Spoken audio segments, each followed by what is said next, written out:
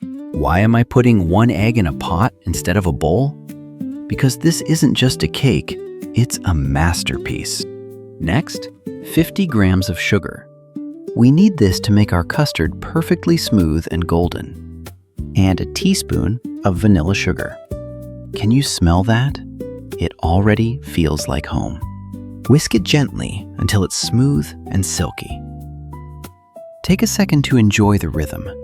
Cooking should be as relaxing as eating. No lumps, just pure texture.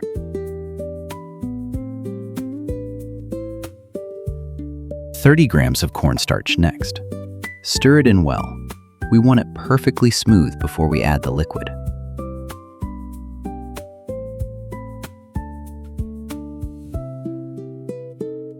Just a few more turns of the whisk. Watch how the texture changes and becomes uniform.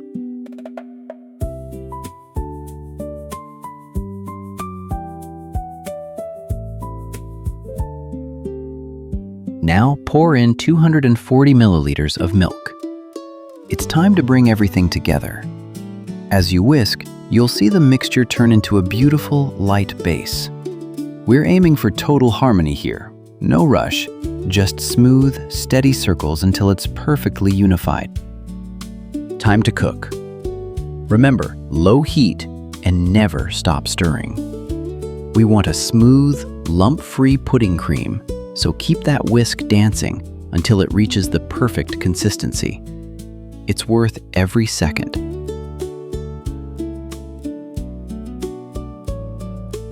Perfect.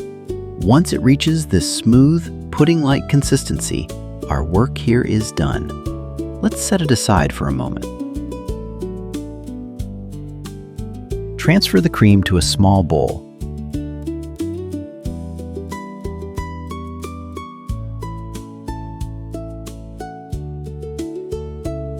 And make sure to cover it with plastic wrap. Press the wrap right onto the surface. This prevents a skin from forming and keeps our custard perfectly smooth until we're ready for it.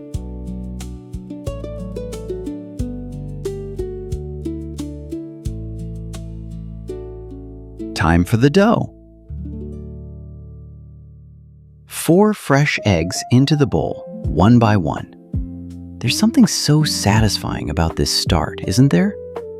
These eggs will make our cake light, airy, and golden, just the way a perfect home-baked treat should be. Next, add 120 grams of sugar. This isn't just for sweetness. It's going to help our eggs whip up into a beautiful, airy foam. Every gram counts when you're aiming for that perfect texture. Give it a good mix until completely smooth. No rush, just steady movements to make sure every grain of sugar is dissolved.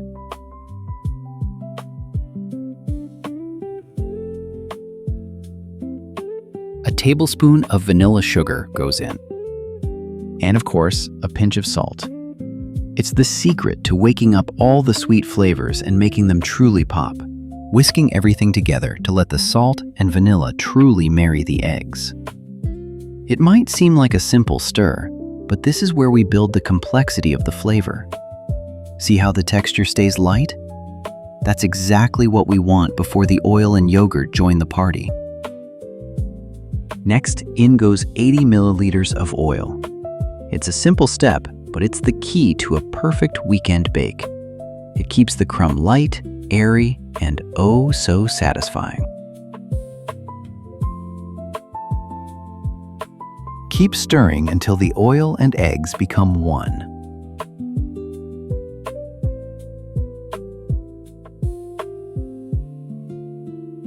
Now let's add 90 grams of yogurt. This is the secret to that extra tender, almost creamy texture of the crumb. Take these 15 seconds to whisk it in thoroughly. You'll feel the batter becoming even lighter and more fragrant. It's exactly this combination of oil and yogurt that makes the cake stay fresh and soft, like it's straight out of the oven, for much longer.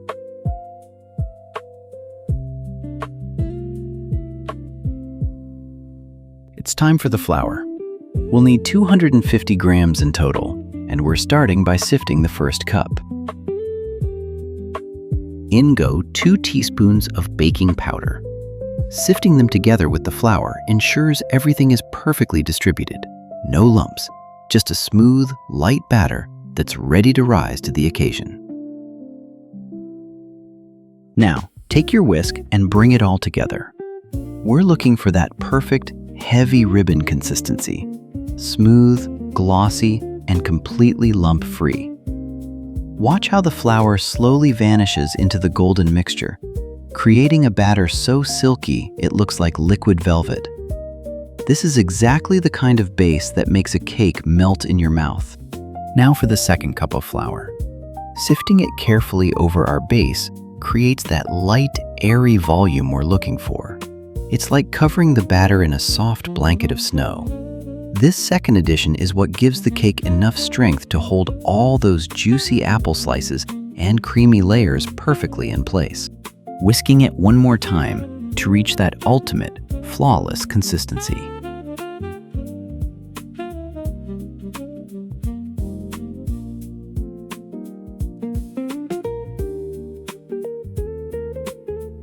Watch how the second portion of flour transforms the batter into a thick, glossy ribbon.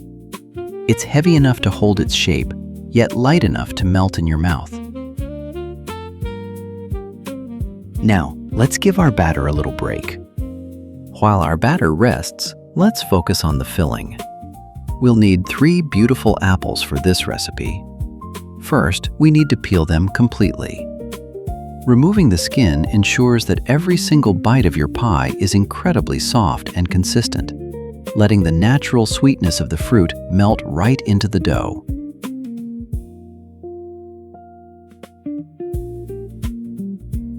Now, let's slice our apples into thin, delicate pieces. We want small, elegant slices that will distribute beautifully throughout the cake.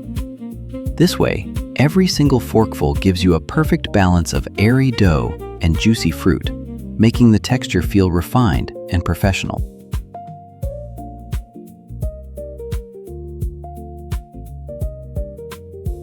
Slice by slice, we're preparing the heart of our pie. Each apple brings its own natural juiciness that will release during baking, creating those beautiful pockets of flavor. Now comes the most artistic part. I've lined the pan with parchment paper, and I'm starting to arrange the apple slices in a circle. This isn't just about looks.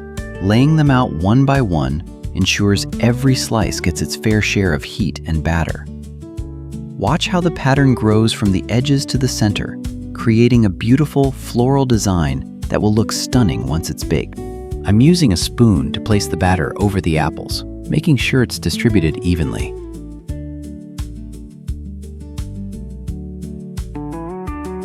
Then, with a spatula, I gently level everything out until the surface is perfectly flat and all the apple slices are fully covered.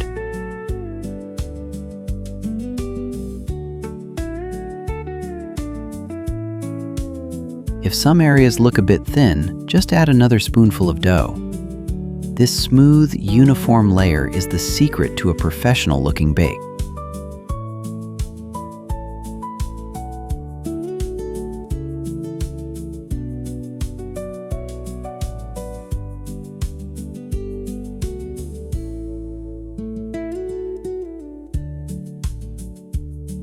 As soon as the batter is smooth, we're going in with a second layer of apples.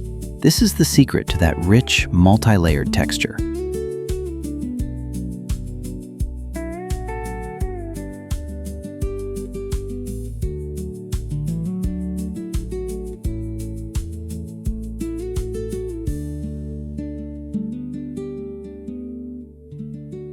Time for the final layer of batter. We're covering the apples once more, using a spatula to level everything out perfectly. Let's add one more generous layer of apples to make this pie truly incredible. Once the slices are in place, we'll cover them with the remaining batter and give it a final, smooth finish with the spatula.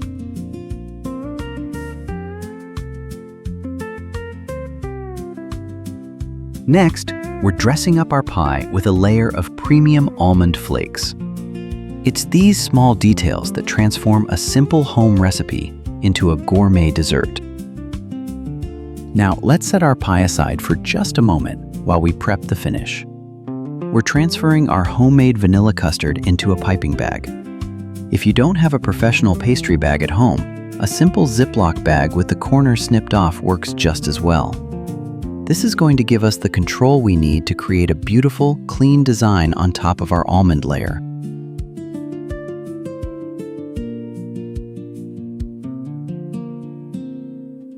Now, let's bring our cake back to the center and start the most satisfying part. I'm starting right in the middle with the piping bag, slowly drawing a continuous spiral that moves outward.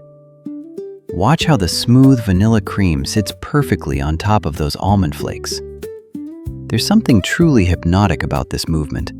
We're creating a uniform pattern that ensures every single slice of the pie will have a generous touch of cream.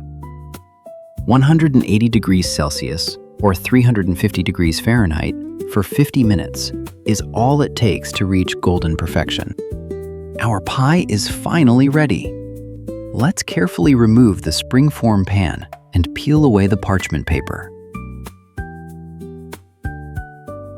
Just look at those beautiful, clean edges and that golden almond crust. It's perfect.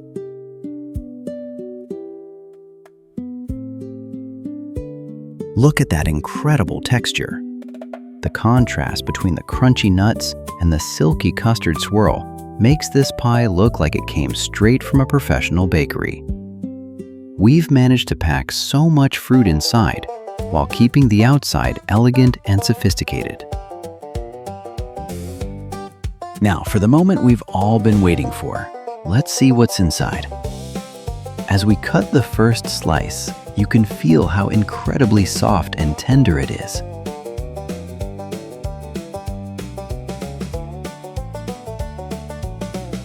I'll just pick up a slice so you can see it up close. Look at how airy and light the sponge is. When I press it gently, it springs right back. We've packed it with so many apples, yet the dough remains incredibly fluffy. It's the perfect balance, sturdy enough to hold in your hand, but soft enough to melt the moment you take a bite. The perfect apple treat is ready. Happy baking, everyone! Don't forget to let me know how yours turned out. See you soon, and enjoy every bite.